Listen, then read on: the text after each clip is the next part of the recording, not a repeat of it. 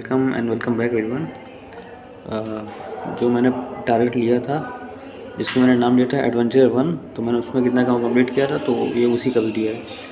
सो ये जिसमें टिक लगा, मैंने वो सारे चैप्टर पढ़ने की कोशिश की थी।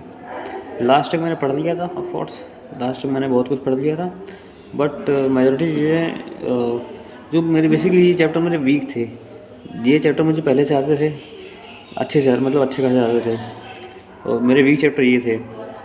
तो मैंने इनको लास्ट में ज़्यादा रिवाइज़ किया था, क्योंकि मुझे पता था कि यार इनको अगर मैं रिवाइज़ कर भी लूँ शायद मैं नहीं भूलूँगा। इनको रिवाइज़ करने की उतनी नीड नहीं है कि इतनी है, तो मैंने इनको ज़्यादा रिवाइज़ किया था। 1 बजे 1:30 बजे मैंने एंट्री ली थी, नहीं 1:30 नहीं, आई थिंक 1:20 पर एंट्री ली थी। उसके 20 मिनट पहले तक मैं पढ़ते रहा था।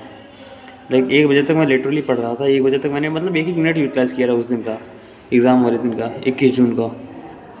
सो मैं इनको तो बहुत अच्छे, इन चैप्टर्स को बहुत अच्छे से नहीं पढ़ पाया था।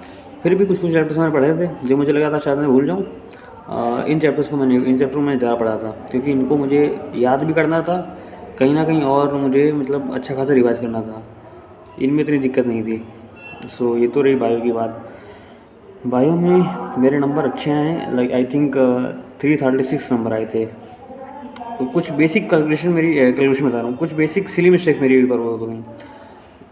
बेसिक सिली मिस्टेक्स, लाइक मैंने बी मार्क किया, आंसर सी लगा दिया, 1-2 क्वेश्चन में तो ऐसा ही हुआ है, और एक तो बहुत बेसिक मिस्टेक हो गई 2-3 क्वेश्चन में, तो नंबर माइनस में बहुत चले गए।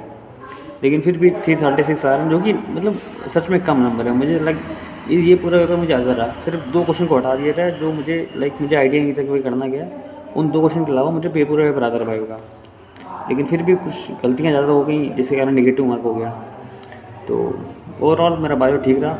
तो यानी कि एडवेंचर पर मेरा काइंड ऑफ सफल रहा, मतलब काइंड ऑफ मैं सफल ही मान सकता हूँ, क्योंकि पूरी तरीके से फेलियर नहीं मानूंगा। कि मैंने सोचा था कि भाई सारे चैप्टर को कम से कम एक 2 बार रिवाइज़ कर लूँगा, तो हालांकि वो तो नहीं हो पाया। बट जो मेरे जो मेन चैप्टर थे, जिनको मुझे लग रहा था मैं इनको भूल जाऊँगा, अच्छे से भूल जाऊँगा, मतलब शायद याद ना रहे, तो उनको मैंने रिवाइज़ कर लिया था, उनको मैंने लास्ट में रिवाइज़ किया था।